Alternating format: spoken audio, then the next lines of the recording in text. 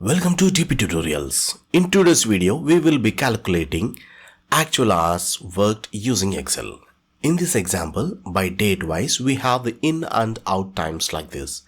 In cell E4, when you type the formula as equals to D4 minus C4 in the parentheses multiplied by 24 and press enter, you get the result as 12 am. Go to the format and set it as number. You will see that the result is 9 hours, which is exactly the right one.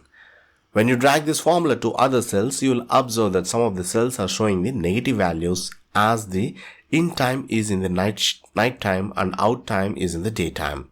So this formula doesn't work in this kind of shifts working times.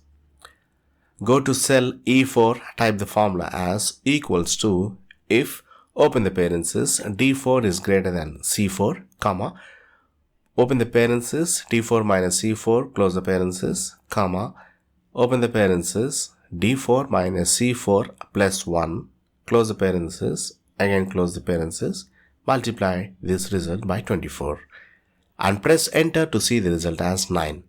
Fill down the cell to apply the same formula to all the other cells in the column.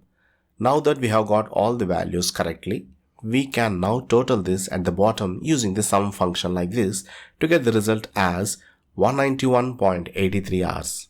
Calculating actual hours worked in Excel doesn't have to be complicated. It's that easy now. If you found this video helpful, be sure to like, share and subscribe for more Excel tutorials. And if you have any questions or topics you would like us to cover in future videos, let us know in the comment section. Thank you friends. Thanks for watching.